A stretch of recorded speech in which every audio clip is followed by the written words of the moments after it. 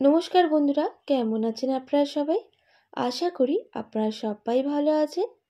Prius cooking ব্লগে আপনাদের সবাইকে স্বাগত জানাচ্ছি।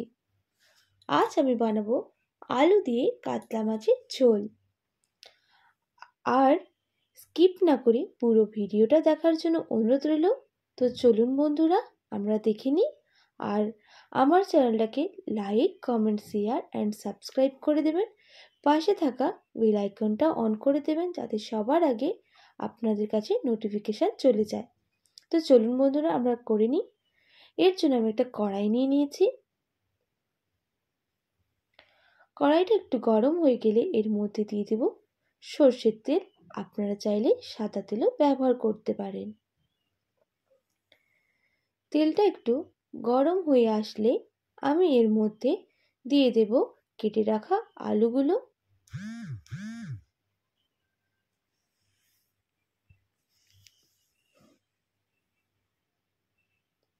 আলুগুলোকে একটু ভেজে নেব ভালো করে। তার মধ্যে দিয়ে দেব আমি লবণ, সামান্য পরিমাণ হলুদ গুঁড়ো। আমি একটা আলু নিয়েছি। এবার একটু লাল করে আলুগুলোকে ভেজে নিচ্ছি।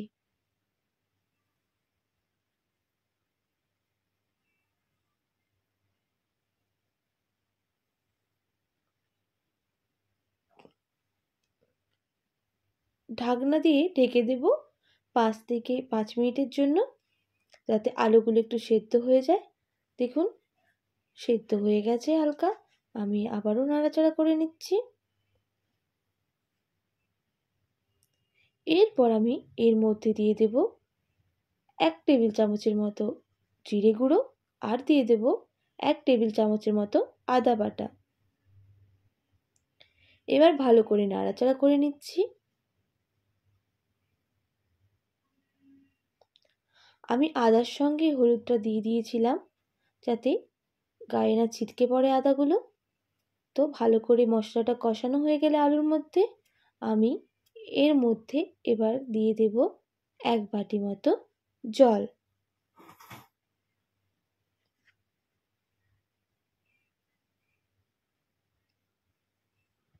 আবারও ভালো করে নাড়াচাড়া করে নেব।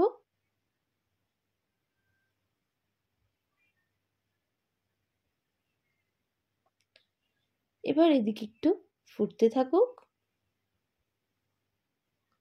আর আমিও আবার ঢাকনা দিয়ে আবারও 5 মিনিটের জন্য ঢেকে দিচ্ছি। 5 মিনিট পর ঢাকনাটা খুলে দেখুন আলুগুলো ফুটছে। আর এবার আমি নামিয়ে নেব।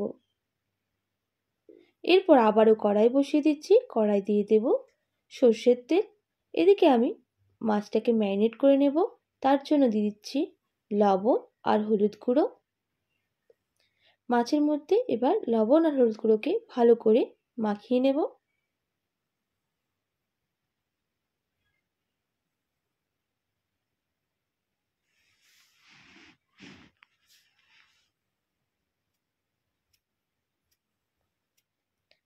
দেখুন মাখানো হয়ে গেছে। আমি ওদিকে সর্ষের তেলটা গরম করতে দিয়েছিলাম। এবার একটা একটা করে মাছগুলো ছেড়ে দিচ্ছি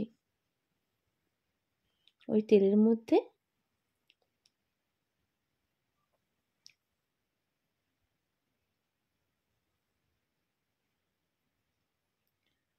এবার খুন্তি দিয়ে উল্টে পাল্টে ভালো করে মাছগুলোকে একটু ভেজে নেব।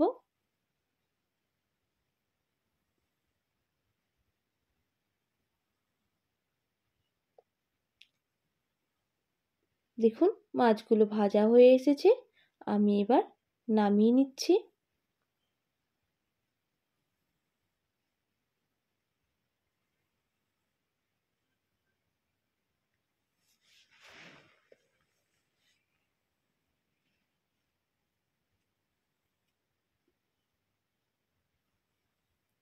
এরপর আমি ওই তেলের মধ্যে দিয়ে দিচ্ছি 5 ফোড়ন আর একটা শুকনো লঙ্কা। আবারও ভালো করে নাড়াচাড়া করে নেব। আর এর মধ্যে ভাজা হয়ে গেলে আমি দিয়ে দেব টমেটো কুচি। এবার টমেটো কুচিকে ভালো করে নাড়াচাড়া করে আমি ভেজে নিচ্ছি।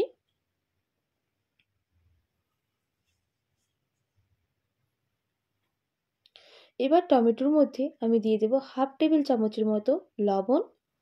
ভালো করে টমেটোটা সেদ্ধ হয়ে গেলে আমি ওর মধ্যে আলু আর মাছগুলো দিয়ে দিচ্ছি। এবার একটু আমি ফুটতে দেব।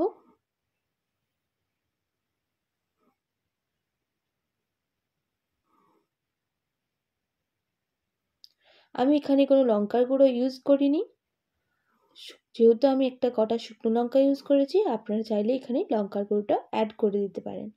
এরপর আমি দিয়ে দেব কোচানো ধনেপাতা।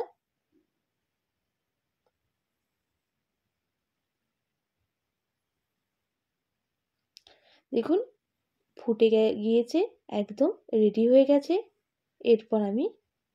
এরপর এটা আমি নামিয়ে নেব। আর আমি অল্প চিনি দিয়েছিলাম, আপনারা চাইলে চিনিটা স্কিপ করতে পারেন। একদম রেডি। আমি এবার একটা পাত্রের মধ্যে নামিয়ে নিচ্ছি। দেখুন আলু দিয়ে কাতলা মাছের ঝোলটা কত সুন্দর হয়েছে। আপনারা অবশ্যই বাড়িতে এইভাবে ট্রাই করবেন, চটজলদি বানানো যায়। আর অবশ্যই কমেন্ট করে জানাবেন আমার ভিডিওটা কেমন লেগেছে। আর আমার চ্যানেলটাকে like, comment, share and subscribe করে দেবেন। আর পাশে থাকা নোটিফিকেশানটা অন করে দেবেন, যাতে সবার আগে আপনার কাছে পৌঁছে যায় নিত্য নতুন রান্নাগুলো। সুস্থ থাকবেন, ভালো থাকবেন। আবারও ফিরে আসছি। এখনের জন্য টাটা। আর এতক্ষণ আমার ভিডিওটা দেখার জন্য অসংখ্য ধন্যবাদ।